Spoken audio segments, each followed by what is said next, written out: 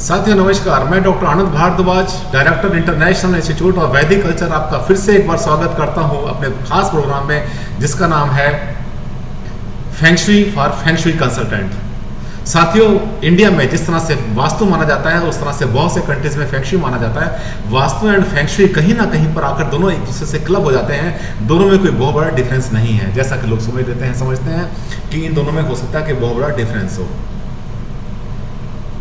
तो feng shui जिस तरह से वास्तु, इंडियन वास्तु 5 एलिमेंट्स पर काम करता है, उसी तरह से साथियों फेंग शुई जो है, जो चाइनीज फेंग शुई है, वो भी 5 एलिमेंट्स पर काम करती है। इंडियन वास्तु में जो 5 एलिमेंट्स होते हैं वो होते हैं water, fire, air, earth and space. जल, अग्नि, भूमि, वायु और आकाश, ये होते हैं 5 एलिमेंट्स वास्तुशास्त्र में। इसी तरह से जो 5 एलिमेंट्स हैं वे फेंग शुई में भी होते हैं। फेंग शुई के 5 एलिमेंट्स होते हैं water, would, fire, earth and metal, यानी जल, लकड़ी, कास्ट जिसको बोलते हैं कास्ट, उसके बाद फायर अग्नि, उसके बाद भूमि, और भूमि के बाद में आता है लास्ट एलिमेंट, वो है धातु। तो जिस तरह से हम वास्तु में इन 5 एलिमेंट्स को, वास्तु के 5 एलिमेंट्स को बैलेंस करने की बात करते हैं, कोई भी बिल्डिंग बनाते हुए, कोई भी काम करते हुए, उसी तरह से हमें बैलेंस कर लेना चाहिए फेंग शुई के भी 5 एलिमेंट्स। यदि हम जो है कोई ऐसी इंडस्ट्री बना रहे हैं जो कि बहुत हाई फाई होगी, बहुत ग्लैमरस होगी, ग्लैमर इंडस्ट्री होती है उसके अंदर, जहाँ पर कि ऐसे मतलब फिल्म्स होते हैं, फेयर्स होते हैं, बहुत सारी चीज़ें ऐसी चलती हैं जिसको हम कहते हैं कि ठाट बाट के जो काम होते हैं उनके अंदर फेंग शुई अपना लेनी चाहिए। और जितने भी वेस्टर्न कंट्रीज हैं, बहुत से जैपनीज कंट्रीज हैं, बहुत से ऐसे कंट्रीज हैं जहाँ पर कि फेंग शुई को काफ़ी अपनाया जाता है, खास तरीके से चाइना में। फेंग शुई में भी जो होटल बनाए जाते हैं तो उसमें भी वहाँ पर जो लोग हैं वो भी फेंग शुई के जो सिद्धांत होते हैं, जो एलिमेंट्स होते हैं, उनको ध्यान में रखते हैं। अगर आप कोई होटल बना रहे हैं दुबई में या कहीं भी बना रहे हैं, हर जगह पर आपको अगर फेंग शुई में आप बिलीव करते हैं, फेंग शुई के 5 एलिमेंट जो कि एनर्जी को एक तरह से रेगुलेट करते हैं, कंट्रोल करते हैं, डायरेक्ट करते हैं, और उसके बाद में एक पेस दे देते हैं, एक स्पीड दे देते हैं हर चीज़ को, उनको बोलते हैं हमें एक नेचुरल ट्रेंड, जिस ट्रेंड से कि हम किसी भी एनर्जी को बैलेंस कर सकते हैं किसी भी भले के लिए, अपने भले के लिए। ये कोई तंत्र मंत्र नहीं है, ये कोई झाड़ फूंक नहीं है, कोई टोना टोटका नहीं है, सब साइंटिफिक है। क्या चीज़ कहाँ पर एसोसिएट करेगी, किन दो चीज़ों का आपस में एसोसिएशन बहुत अच्छा होगा, कहाँ पर दो चीज़ें आपस में आने के बाद में एक दूसरे से डिस्प्यूट पैदा कर देंगी। यही सिद्धांत होते हैं सबके सब फेंग शुई में, और यही सिद्धांत होते हैं वास्तु में। साथियों, आज का जो मेरा प्रोग्राम है ये खास तरीके से आप लोगों के लिए, खास तरीके से उन लोगों के लिए है जो कि होटल इंडस्ट्री में एंटर कर चुके हैं, कर रहे हैं, या पहले से होटल चला रहे हैं, या होटल को बनाना चाहते हैं। अगर आप होटल बनाना चाहते हैं खास तरीके दुबई में, तो फिर आपको ध्यान देना होगा। अच्छा रहे कि आप जो है ध्यान दें इनके ऊपर, जो फेंग शुई के खास फार्मूले हैं। दुबई, ये मैं इस कंट्री का नाम इसलिए ले रहा हूँ because this is a very beautiful country. बहुत सुंदर देश है जिसने कि पिछले कुछ सालों में बहुत अच्छी तरक्की की है। लोग वहाँ पर जाते हैं, बिजनेस करते हैं, बिजनेस के लिए वहाँ पर जाते हैं, और वहाँ की चमक दमक, वहाँ की रौनक, वहाँ की ग्रोथ, वहाँ की जो प्रॉस्पेरिटी देखने लायक है। लोग बहुत खुशहाल हैं वहाँ पर, सब जाके खुश होते हैं दुबई में। लेकिन आपको बता देते हैं वहाँ पर 2 चीज़ें बहुत ज़्यादा एक्सेस में हैं। नंबर 1 वाटर एलिमेंट, बिकॉज वहाँ पर एक बहुत बड़ा समुद्र है, ओशन है, बहुत बड़ा सी है वहाँ पर, जो साथ चलता रहता है दुबई के, वो काफ़ी बड़ा वहाँ पर है। वाटर एलिमेंट्स को बोलते हैं वास्तव में भी, फेंग शुई में भी। जो दूसरा फैक्टर है वो वहाँ पर अर्थ एलिमेंट है। रेता बहुत ज़्यादा, रेगिस्तान जैसा है वहाँ पर, हरियाली अभी बहुत ज़्यादा नहीं है, शुरू हो गई है वहाँ के लोगों ने, वहाँ की गवर्नमेंट ने, वहाँ के सब लोगों ने मिलकर हरियाली को काफ़ी जो है डेवलप किया है। और होटल्स के आसपास तो ये लगता भी नहीं कि वहाँ पर कभी डेजर्ट रहा होगा, कभी वहाँ पर रेगिस्तान रहा होगा। सुंदर जगह है, बहुत सुंदर जगह है। वहाँ पर जो है पूरे वर्ल्ड से, पूरे संसार से, दुनिया से लोग आ रहे हैं और अपने वहाँ पर आने के बाद इन्वेस्टमेंट कर रहे हैं, वहाँ पर अपने होटल्स बना रहे हैं वो लोग। तो अगर आप भी होटल इंडस्ट्री में इंटरेस्टेड और वहाँ बनाना चाहते हैं तो आपको क्या करना होगा, कुछ पॉइंट्स पर ध्यान देना होगा। नंबर 1, फेंग शुई के जो 5 एलिमेंट्स हैं वो होते हैं साथियों, उसमें वाटर आता है, पानी जिसको जल बोलते हैं, वो ऑलरेडी वहाँ पर एक्सेस में है, बैलेंस है, काफ़ी बहुत अच्छा बैलेंस है वहाँ पर। The second factor is would, जिसमें थोड़ी सी कमी है क्योंकि वहाँ पर बहुत ज़्यादा खेत या खेत खलिहान इतने ज़्यादा नहीं है जैसे कि जितने ज़्यादा इंडिया में होते हैं। Third element is the fire element, sufficient है, सूरज की धूप वहाँ खूब मिलती है, वहाँ पर विटामिन डी की कमी होने के चांसेस बहुत कम है, वहाँ पर बहुत खूब खुला है, बहुत अच्छा है वहाँ पर, सूरज की धूप काफ़ी मिलती है वहाँ पर। इसके बाद वहाँ पर जो नेक्स्ट एलिमेंट है that's the earth element, enough है, अबंडेंट है वहाँ पर, खूब है। बट सबसे कम क्या हो जाता है वहाँ पर आने के बाद होता है मेटल एलिमेंट। जो मेटल एलिमेंट है वो वहाँ पर उतना ज़्यादा नहीं है जितना कि हर जगह पर मिल जाता है, लेकिन इनको बैलेंस करना कोई मुश्किल काम नहीं है। अगर आप होटल बना रहे हैं कहीं पर, इन 5 एलिमेंट्स को बैलेंस करिए। वाटर की जगह पर वाटर होना चाहिए, नॉर्थ में वाटर को प्लेस करिए। ईस्ट में आप वुड एलिमेंट, यानी वुड के जो आर्टिफैक्ट्स होते हैं, बहुत सी ऐसी चीज़ें होती हैं जो हैंडमेड, जो क्राफ्ट में आती हैं, वो सब चीज़ें वहाँ पर आप प्लेस कर सकते हैं आराम से ईस्ट में। इसके बाद में आप वेस्ट में प्लेस करिए मेटल को, जो कि मतलब मेटल के आर्टिफैक्ट्स होते हैं, बहुत सारे स्टील के होते हैं, मेटल के होते हैं, आयरन के होते हैं, इवन कॉपर के होते हैं, ब्रास की भी चीज़ें होती हैं जो कि आप आराम से वहाँ पर डेकोरेट कर सकते हैं। बट एक्सेस में नहीं होना चाहिए, ध्यान दें, एक्सेस में नहीं होना चाहिए। अगर कोई भी एलिमेंट एक्सेस में आपने प्लेस कर दिया तब भी गलत है। अगर आपने इसे कम प्लेस किया, आपने कम यूज़ किया, तब भी गलत है।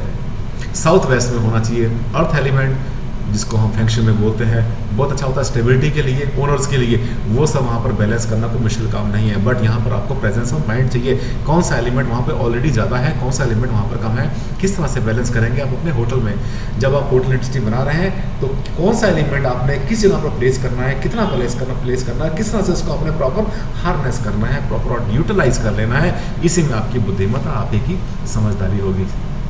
दोस्तों, दूसरा फैक्टर जो आपको होटल इंडस्ट्री अगर दुबई में आपने शुरू करने वाले हैं, कर रहे हैं, बना रहे हैं वहाँ पर, उसमें आपने ध्यान देना एक दूसरे फैक्टर का, that is the date of birth और कुआं नंबर। जो मालिक है, जो वहाँ पर होटल बना रहा है, उसकी डेट ऑफ बर्थ क्या है, उसका कुआं नंबर क्या है, उसके अकॉर्डिंग उसके एंट्रेंस होने चाहिए। अगर एंट्रेंस गवर्नमेंट के बाई लॉज के हिसाब से आप वहाँ बना नहीं सकते जहाँ पर कि आपकी डेट ऑफ बर्थ से मैच करती है, तब आप इंटरनल जो अंदर की एंट्रेंस है वो वहाँ कर सकते हैं। इसके बाद आपकी बैठने की लोकेशन भी आप अपने कुआं नंबर के हिसाब से, जहाँ पर आपको सक्सेस मिलनी है, कामयाबी मिलनी है, वहाँ पर आप अपने बैठने के लिए जगह बनाइए, तो आपका होटल चलेगा, बहुत अच्छा चलेगा। कमांड कंट्रोल आपके हाथ में बहुत अच्छा रहेगा, ग्रो करेंगे वहाँ पर आप। साथियों, इसके अलावा आपकी एब्सेंस में, आप एक बड़े बिजनेसमैन हैं, हमेशा आपके लिए बैठना वहाँ पर पॉसिबल नहीं है, कोई बात नहीं। आपकी एब्सेंस में वहाँ पर जनरल मैनेजर होगा, वहाँ पर आपका जो है कोई और डायरेक्टर्स होंगे, वहाँ पर जो है, वहाँ पर जो आपके मैनेजर्स होंगे, जो who shall be taking care in your absence over there, they shall be sitting in particular place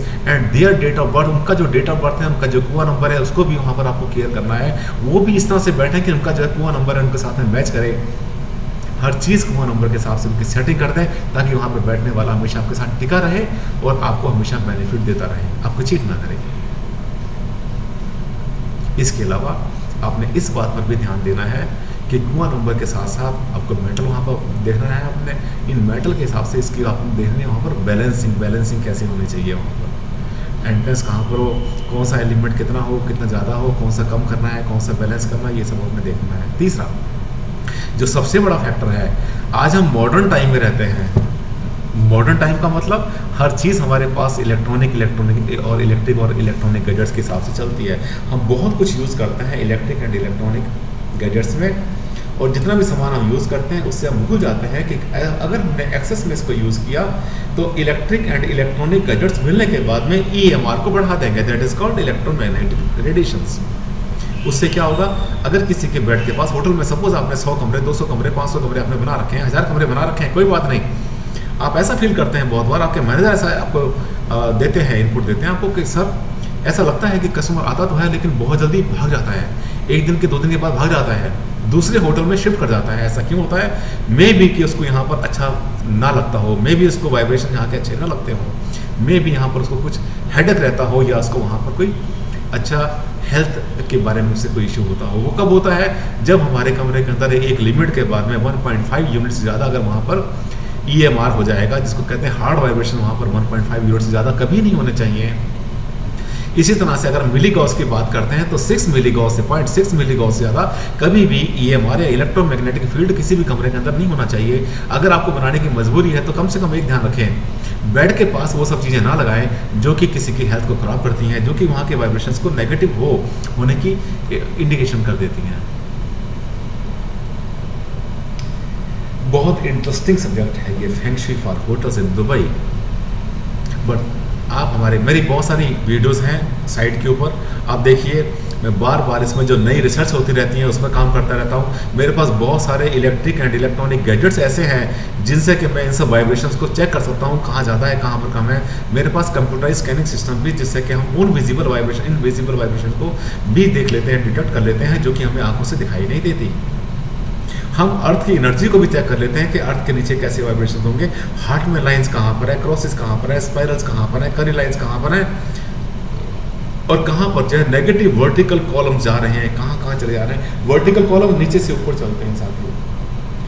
अगर आपका होटल मल्टी स्टोरी बिल्डिंग बना रखी है आपने, बड़ा सा होटल बना रखा है, और तब क्या होगा कि उसमें जो है जो वर्टिकल कॉलम्स होंगे वो नीचे से ऊपर ऐसे ट्रैवल करते रहेंगे, नीचे से ऊपर जाते रहेंगे, नीचे हो जाए। इसका मतलब उस रो के अंदर, उस लाइन में, उस पर्टिकुलर एरिया में जितने भी आपके कस्टमर, जितने भी आपके गेस्ट या जितने भी विजिटर्स वहाँ पर ठहरेंगे, उन सबको वहाँ पर नेगेटिव फीलिंग हो सकती है, वहाँ पर उनको नेगेटिव वाइब्रेशंस इनको लग सकते हैं।